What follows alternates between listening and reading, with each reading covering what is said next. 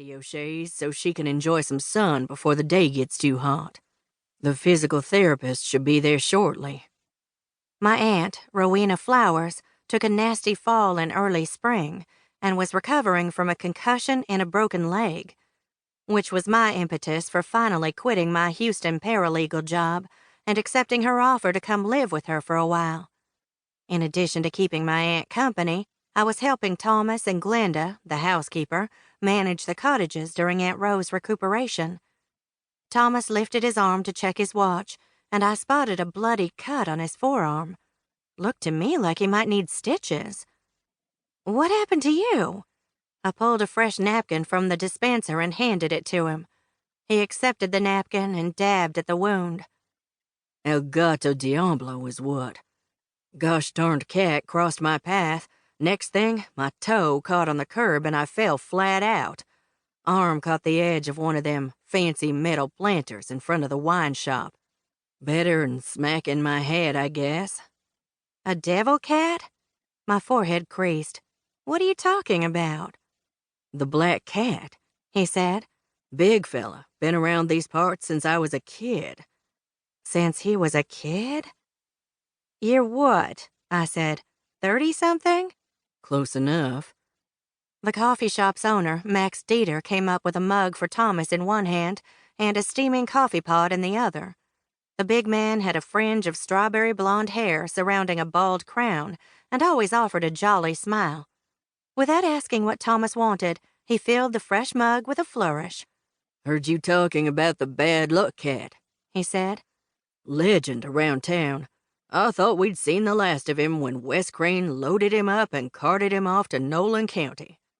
I'd met the crotchety Mr. Crane, owner of the local hardware store, and wasn't surprised that he'd drive across the state just because a cat annoyed him. Thomas lifted his arm to show Max's injury. "The cat's here in Lavender. Did this to me." Max shook his head.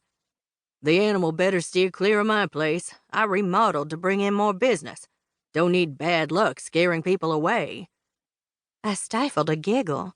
If you asked me, Max's baby blue leisure suit-like pants and polyester print shirt were enough to drive customers away. "Y'all be serious," I said. "Cats don't bring bad luck. And there's no black cat that's like 30 years old." Thomas said, "Remember, cats have 9 lives." "Uh-huh." I rolled my eyes. "You took a fall this morning, that's all. It was an accident." "You'll run into that cat one of these days," Max said. "Most folks do sooner or later. You've been warned." "Right," Thomas nodded. "El gato diablo." "We'll see," I said, "but you didn't come to talk about a cat." Max took the hint and walked back to the counter, but that didn't mean he'd quit listening in on our conversation. Thomas leaned forward and lowered his voice. "Weekend guests start arriving tonight." I picked up my mug and sipped my coffee. "We discussed that earlier. Is there a problem?" Thomas nodded.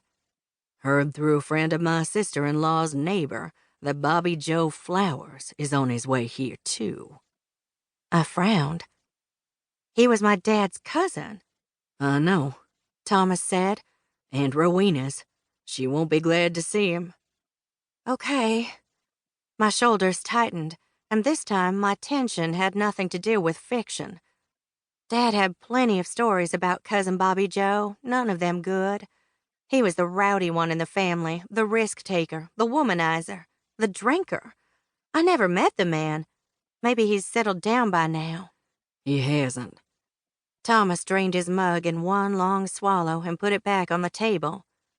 "We can try to keep him away from Rowena, but she likes to face problems head-on, and he usually makes a beeline to her door." I cocked my head. "Why is that?" "Always looking for a handout," Thomas said. "Never has a dime to his name to hear him tell it. Rowena's done good for herself. But last time, Bobby Joe didn't ask. Stole a couple $1,000 in cash from her safe." My jaw dropped. "That's despicable. Did Aunt Rowe report him to the police?" "Nope."